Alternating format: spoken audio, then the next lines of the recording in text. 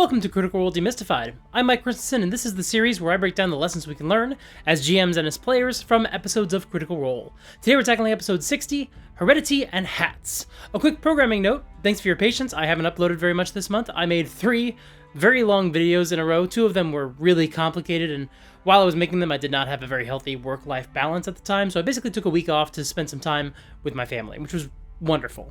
Likewise, there will not be a video on Monday, because tomorrow, the 19th, is my wife's birthday, so make sure to wish her happy birthday in the comments. Now, on with the show. This was Critical Role's first live show, and it actually went pretty well. There were some minor sound issues, and the arrangement was pretty tight. The cast was on the left and right of Matt directly, and because of the shallow stage they were on, they were barely angled out at all, so he really had to turn his head sharply to see anybody, so it kind of winds up being like Jesus at the Last Supper. But otherwise, it was a pretty solid first live show. As the game begins, the party enters Singorn under heavy guard. Garmelie is walking with them, invisibly moving with Grog. You, should really watch that gas of yours with him back there. Oh, you're so right. Hey, pull my finger.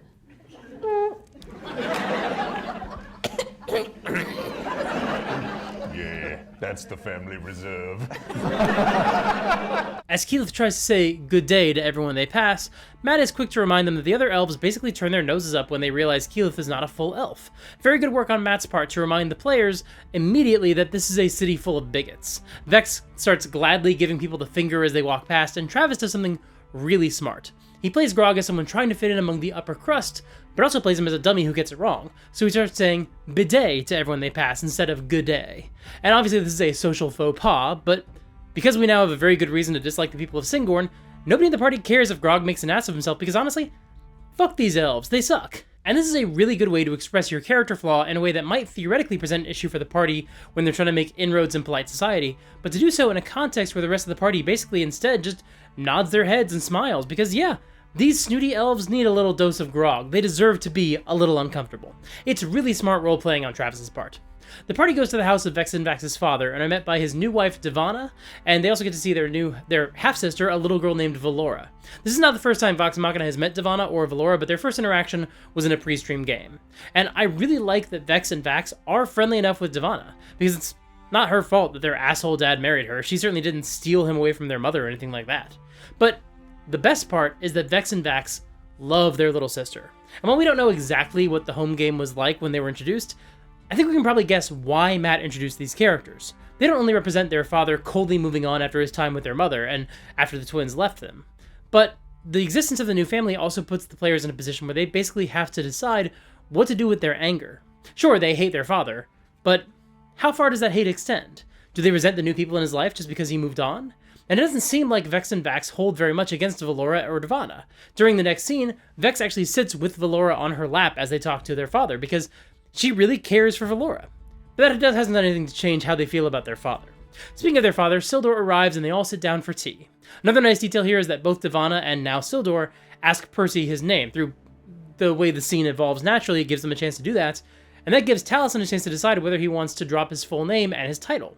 Interestingly, while he tells them both that he's just an emissary from man's world, he just says Percival to Devana, but gives Sildor the full name. This is a really nice way of Percy not only recognizing what he probably needs to say to be taken seriously by Sildor, but also giving Devana more respect by giving her a less formal name, whereas Sildor gets the formal, impersonal, business-like greeting.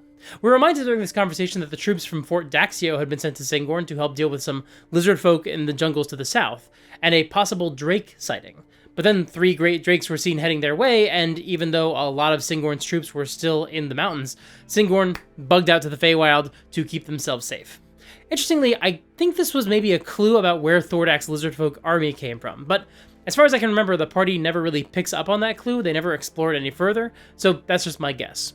Anyway, the elves are putting together armor and weapons for the Amon soldiers stuck in town, so they can help launch an attack when they return to the material plane, and help take out Thordak and Amon. Vox Machina shares their goal to find Fenthras, and Sildor scoffs at this, mocking them for chasing a pipe dream. Now, throughout their interaction, Percy keeps saying things like, "You will respect titled individuals, will you not?" And "We trust you'll find accommodations for those of us who are titled," because he's been cooking something up, and he's waiting for the best moment for him to deploy the ACs hidden up his sleeve. But Matt obviously doesn't know what Taliesin is planning, and unless you already know, you don't really catch what he's doing. You might miss these moments where Percy's fishing for this opportunity to do something cool. So Sildor doesn't really humor Percy when he talks about how the elves should treat people like Percy, who have titles the elves are not familiar with.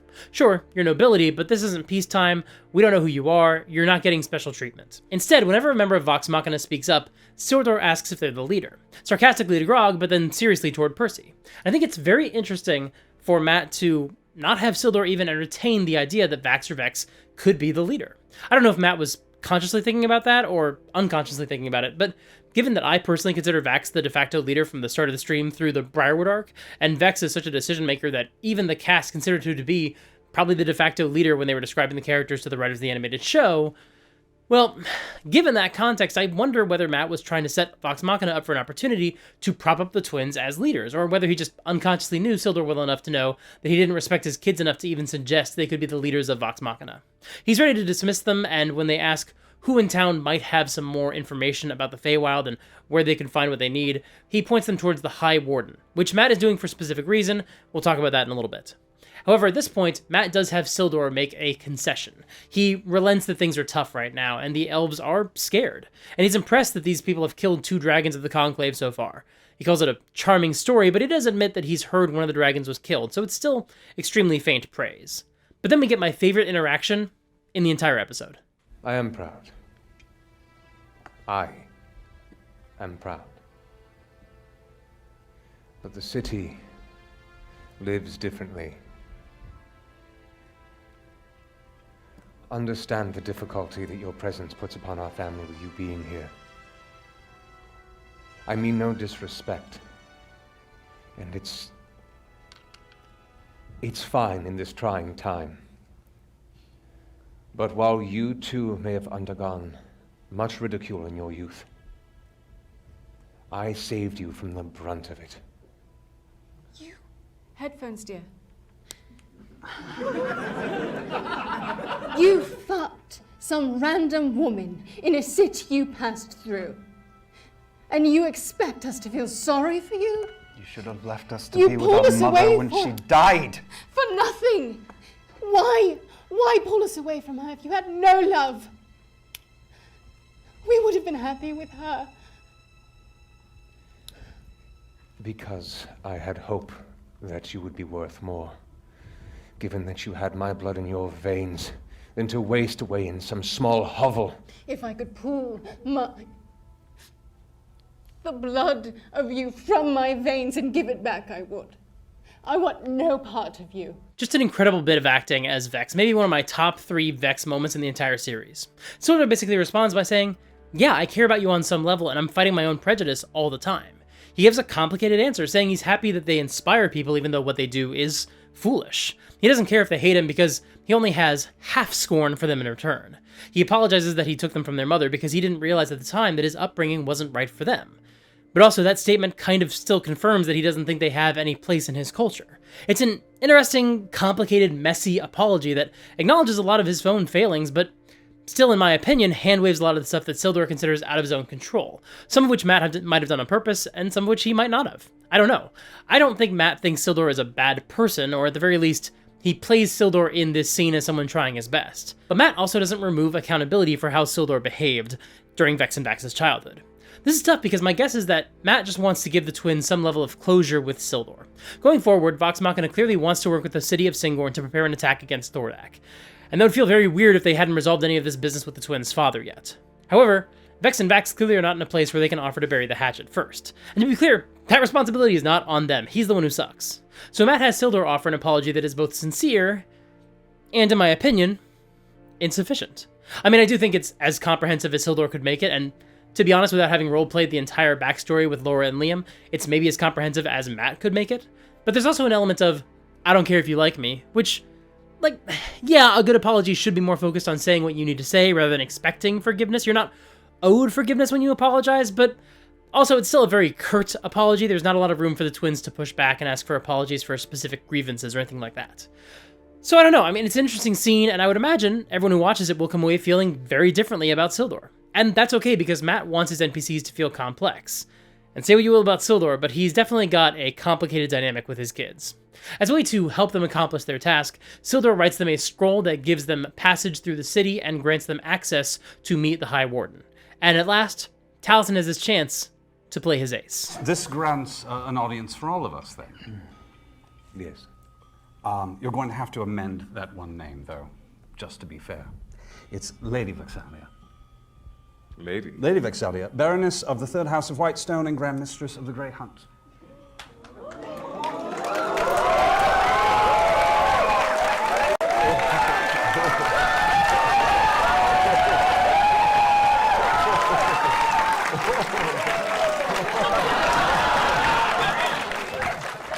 So good, sir.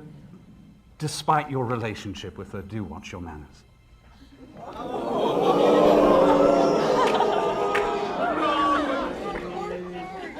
Tea spit take. My apologies, Lady Vexalia. Well, you didn't know.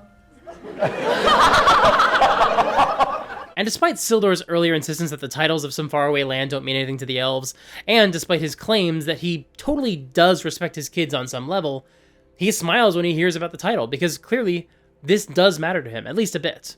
As they leave, they say goodbye to Valora. Vex gives her an owlbear feather to match her owlbear stuffed animal, and Vax says she is not their half-sister. She is their sister. And then they semi-accidentally teach her some curse words as they leave. It's very cute. Vox Machina heads to the quarters assigned to them, and they immediately ask Garmelie what he wants them to steal now that they're alone with him. First, he wants a piece of a threshold crest, which are the stones on the side of the city that allow it to travel to and from the Feywild. Though Garmelie suggests they might be able to find a spare in a warehouse somewhere. He says he's not trying to prevent Singorn from returning to the material plane. And second, he wants the High Warden's hat, which is basically like a Robin Hood, Peter Pan style hat. It seems like this is why Matt had Sildar point them toward the High Warden for more information about the Feywild. So they decide to schedule a meeting with the High Warden. Oh, maybe we could send one of the shitty guards to go schedule it for us.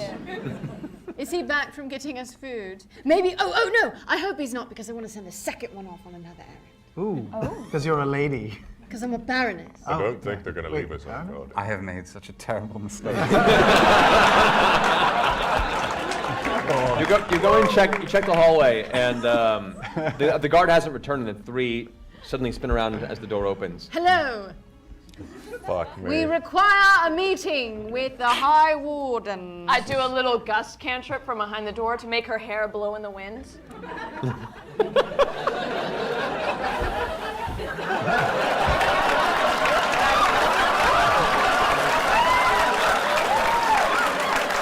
They meet with High Warden Terelda, and they ask what she can tell them about the Shade Murk Bog. Now, this is the 5th time Vox Machina has asked somebody about the Shade Murk. What can they expect? What should they know before they go there? What should they be prepared for? Etc. I've said in the past that they just want to be as prepared as possible, and I think that's definitely part of it, but the other issue at this point is that the entire arc is structured around the Shade Murk, and the more episodes it's taking for them to get there, the more anticipation is building, so they might be asking about it just because they're getting antsy about it. The first person they asked was Allura, and she was able to tell them, well, first of all, that the Shade Murk Bog existed in the first place, as well as about the gilded run that surrounds it. None of them didn't have any information about the bog other than that it was duskward of them. Garmelie agreed to be their guide and gave them a bunch of warnings about what they could face along the way. Their father just confirmed that it was duskward once again. He doesn't know anything else besides that. So now, the 5th time Matt has been asked for more information, you gotta figure he's running out of interesting and important information to give his players, right? But I think Matt knows that if he doesn't give them something, they'll probably spend the rest of the session exploring Singorn, looking for someone who knows the Feywild, a mage, an old teacher, somebody who can give them more trustworthy information than the little pervert they're traveling with currently. But what else can Matt even give them? Well, Terelda tells them a bit about the Archfey in the center of the Shade Murk. She says that this Archfey was betrayed by his beloved, and he turned vengeful and bitter. His heart grew dark, his anger literally turned the beautiful land around him into a horrible bog. He became part of the corrupted land, the dryads turned foul, other creatures crawled up from the bog itself, and the corruption is only held at bay by the network of rivers called the Gilded Run. The swamp itself is thick and hard to move through, and it'll essentially devour anyone who would enter it through one method or another. So, obviously, Matt did give them some additional tactical information, namely that the swamp is difficult terrain and that there are shadow swamp monsters and bog monsters inside. But more importantly, he's given them information about the final boss in the Feywild arc. I also don't think it's a coincidence that they went for a break right before this scene. I think Matt realized his players wanted more Feywild information, but he wasn't necessarily ready with anything else when they met with Sildar. Plus, Sildar's a bureaucrat, so it's easy to justify that he wouldn't know as much about the wild dangers in the Feywild. Plus, Matt wants the players to steal from the High Warden, but would actually probably be better for them to all go into the house together. Otherwise, they might just send Vax and Vex to sneak into the house and steal the hat themselves. That would leave everybody else sitting outside impatiently, plus the twins just got a great dedicated scene with their dad, so they don't need a dedicated steal the hat scene either. So, Sildor says that Terelda knows some stuff about the Feywild, and that basically guarantees that the party won't try to break in to get the hat, they're just going to go and meet with her. But of course, this would mean that Matt is now on the hook to give the party more Feywild information. After all, it's one thing for their father to say, I don't know anything, because they had lots of other things to discuss with him. That was still a useful scene. But he's sending them directly to the High Warden to get more Feywild lore, so he can't pull that trick again when they meet with her. So, right before they visited the High Warden, Matt called for a break, and that gave him a chance, theoretically, this is just my guess, that would give him a chance to get his ducks in a row and figure out what kind of information she could share with the party. Again, speculation. Maybe he always intended for Sildor to send them to the High Warden to get this lore. In fact, maybe he did it the other way around. Maybe he changed one of the items Garmelie was looking for to make sure his party had to visit the High Warden so he could more easily put this lore in front of his players. I don't know. But ultimately, that's kind of a chicken and egg question that doesn't change the ultimate conundrum Matt had to solve. How much information to give his players so this Feywild arc could still be interesting, but his players would also be satisfied. Matt chose to solve that problem by giving them some backstory around the corrupted Archfey, which is something that his party really hadn't actually asked about all that much. Now, I talk a lot about villains on this channel, and one thing you ideally want is for the villain to have some sort of presence before the heroes actually fight them. But for the purposes of this arc, the Feywild is essentially a mega dungeon. It's a linear trek through a bunch of colorful environments, there are factions like the Elves of Singorn and others we'll see in the next episode, and there's a final boss waiting at the final location. But ideally, you want to introduce the villain in some way before you actually get there. But Matt had already determined that this Archfey is bound to the bog. He can't leave and go threaten the heroes or even send henchmen after them because of the Gilded Run. So this scene helps to establish the threat that's waiting for them once they reach the bog. It helps establish some foreshadowing. Also, maybe it's because I just did a video about the Pirates of the Caribbean films, but a man who's upset that his woman betrayed him and so his heart is corrupted and he turns into a monster? Getting Major Davy Jones vibes from this guy. I dig it. But now the party has another challenge. Can they convince the High Warden to give them a shard of a threshold crest, and can they get access to her hat? They try the crest first, and they make a valiant effort, but unfortunately, they just don't roll high enough to get access to any sort of stockpile of spare threshold crest shards or anything similar to that. But then Scanlan says, you know, he's a hat enthusiast, and he's heard that she has a great hat, so the High Warden reluctantly agrees to have them escorted to her hat room. Keyleth is also looking for something like a Feywild gift shop, and so the High Warden's servant will take them to somewhere to suit that need as well. In the hat room, Vex pretends to trip, she falls over, she knocks a bunch of stuff down, they all yell at the guards for allowing harm to come to Lady Vexalia, and Vax swipes the hat. They move on to the gift shop, which is just a stockpile of gifts that the High Warden received from political guests, but that she doesn't use, they don't match her aesthetic, or she has no use for them. It's kind of just the lost and found. It's a junk room. His players just start grabbing random items each, and so Matt just tells each one of them what they find. Keyleth finds an old tobacco box. Percy finds half of a jeweler's kit. Vex finds an intricately carved music box. As you're gonna shake it, you're like, ting, ting. Like the little remnants of the last winding kind of come through, and it seems to still play. Sounds like shit. Mine. I'm writing it down. I want to reach in and grab something random See, too. I tell All you, right, it's boy. fucking fine. You reach in and you pull out a potato. They leave the High Warden's house and they discuss going to check out one of the threshold crests on the city walls, but they're worried if they chip a piece off, Singorn won't be able to get back home. Like, they might not have the supplies in this realm to be able to repair a broken crest. But Percy and Keyleth have a plan, so they all return to their quarters. They make up a lie so the guards don't question Vox Machina all piling into one room together. The lie, of course, being that Vox Machina is polyamorous and they're all about to fuck. And 1,000 fanfics were born. But they still need to get a piece of a threshold crest for Garmelie.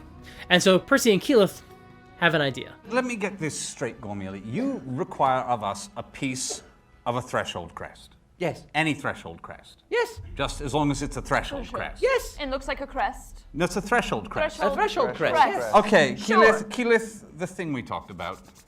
And I start casting stone shape right under the threshold of the door to the room that we're in. And I cut out a crest in from the threshold. What crest do you create? What does it look like?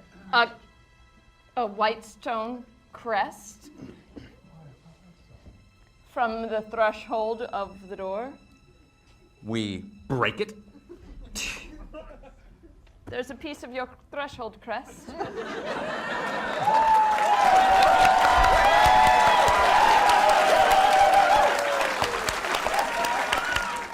Well, it appears Onward and that upward. our deal has been kept.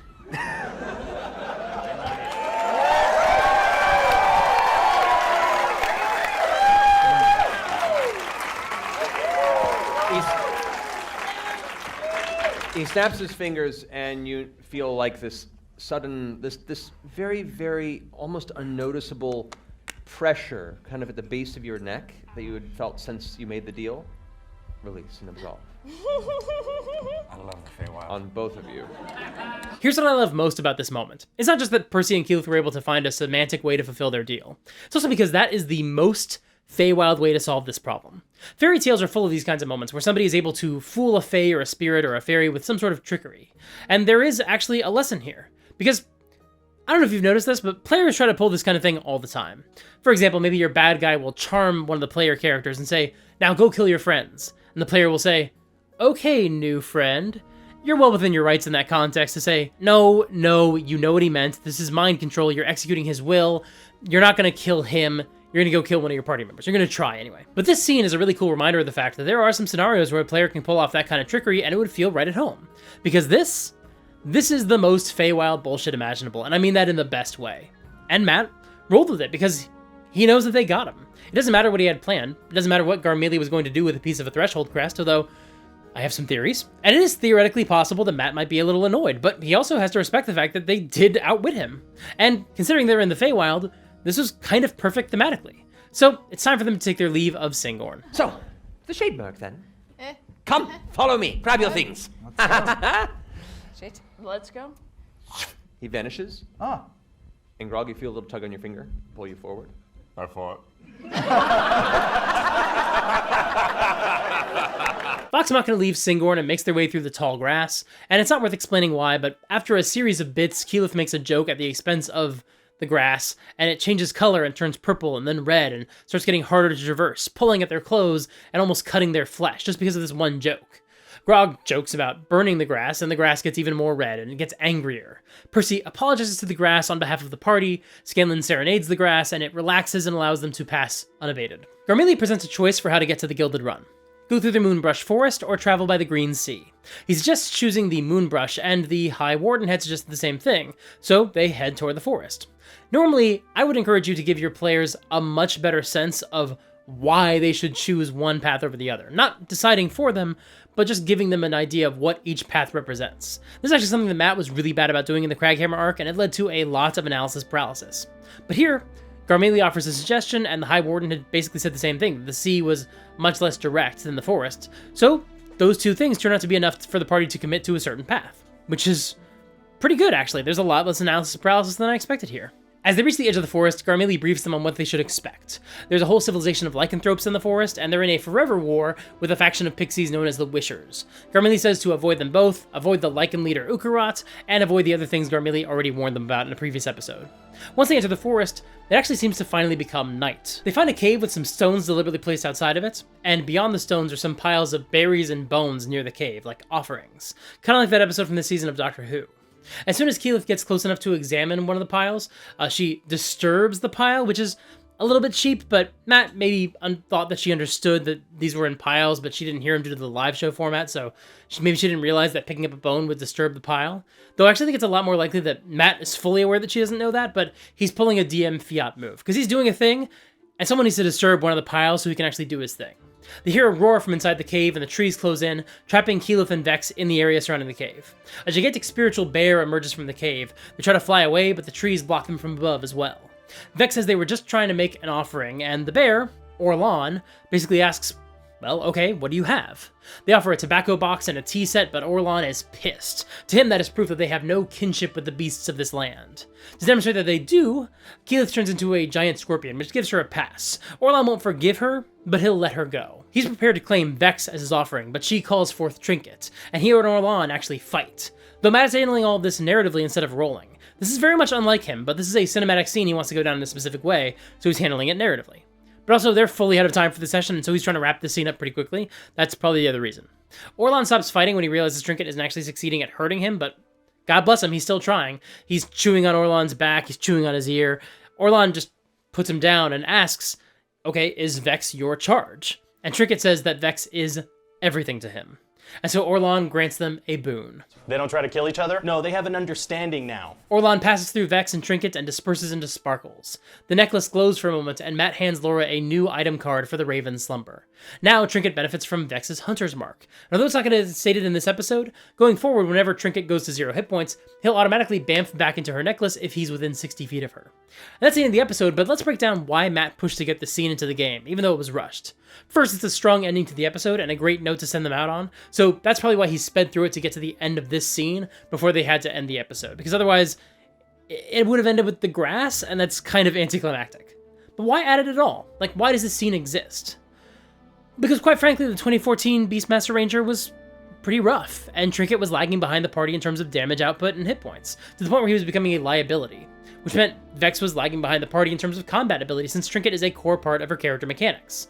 So Matt wanted to give Vex some sort of boon to help bring up Trinket's power level, but also to make sure that if he goes unconscious in combat, as he has done quite a few times already, that wouldn't emotionally devastate Vex or change the entire party's priorities in combat to heal him ASAP. Because while, generally speaking, the reason we have hit points and healing spells and death saving throws is because it actually is fun to have that tension in battle of whether your party will be able to save your life before you die. Well, in this case, the end result is that Laura didn't like bringing Trinket out into battle because he was either too underpowered to help at all, or because when he actually did get knocked unconscious, he became a liability for the party. This is more pronounced than it would be if Trinket were a full-on player character, because in that scenario, of course you're going to rally all your energy to revive your friends' characters. If you don't, they don't get to play the game, and your fight is going to be a lot more dangerous without them. But Trinket doesn't always have that impact in combat, so reviving him isn't necessarily the best tactical decision. It's a narrative one. And that's not necessarily a bad thing, but it does punish the party by depleting them of healing spells or healing potions and the actions and movement it takes for one of them to actually get to Trinket and revive him. And that's assuming he even regains enough hit points to survive in combat. And with 3 more Chroma Conclave dragons left to fight, that's looking less and less likely in every encounter. Getting him back up does not mean that he's going to be safe for the rest of the fight. So there's more resentment toward reviving Trinket because he's not played by a player, he's not making a dramatic contribution in battle, and saving his life means you don't get to do awesome stuff on your turn, like help fight a dragon or whatever. However, you also can't just not bring him out in combat, because Vex's subclass is, theoretically, designed so she benefits from having Trinket with her in battle. And so in this episode, Matt tries to fix this problem from both directions. He improves Trinket's ability to do damage, and much more importantly, he makes it a lot less punishing for Vex to bring Trinket out in combat, because now, if he goes unconscious and he's not too far away from Vex, he can go back on the bench, and he'll no longer be in any danger of bleeding out. This is the kind of mundane homebrew that a lot of GMs will just have to do as your game progresses. Not only when you're playing a relatively new system like they were at the time, but also as your group settles into the game, and you find the weird edge cases that are specific to your players and their characters. And it's totally normal, and I would argue good, to just step in every once in a while and put your thumb on the scale and tell your players, hey, the way this works right now is making combat a lot less fun for everybody, so let's tweak it and see how it goes. And Matt does something smart here, because this is a major change. This is not like Percy's gunslinger mechanics changing, which did happen a couple of times during the first year of the show. No, this is more like the entire world of the game changing to make the game more fun for one player. But also, it's actually more fun for all the players, and also, this is fine. You're allowed to do this because it's a game. So you don't have to impose strict rules and keep your players stuck with the rules as written if that's not the most fun scenario for your group. Find something else you can try, do your best to make it balanced, and then implement it so your players have more fun. Some people get so spicy about giving players bonuses and allowing them to not play the game strictly as written, but I don't play games with those people, and I don't think they have anything interesting to say when they pop up in my comments either. It's a game. Do whatever you can to make the game fun and make sure that everybody's having fun. That's what this change does. I think it works pretty well. And with that, we conclude this episode. We'll be back in 2 weeks to discuss episode 61, Denizens of the Moonbrush. Matt has promised more dangers and factions in the party's path, so how will he deliver on that premise? Well, I also think this is one of the best episodes of the Feywild arc from the perspective of a D&D game. Like, this episode was fantastic theater, but next episode is the real meat of the Feywild as a D&D adventure, and I think we're going to have a lot of fun discussing it, and dissecting it. If you want to support the channel, you can support me on Patreon. I've got some really fun and interesting bonus content coming soon, so keep an eye out for that. You can subscribe and ring the bell. That's free, but it also does help the channel a lot.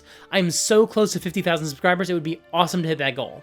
Join my Discord server to hang out with other awesome people. Sign up for my newsletter, and all those links are in the doobly-doo below. Click here to watch my latest video. It's about adapting the villains from the Pirates of the Caribbean films into D&D villains. It's a really fun video. I'm really proud of how it came out. Until next time, play fair and have fun.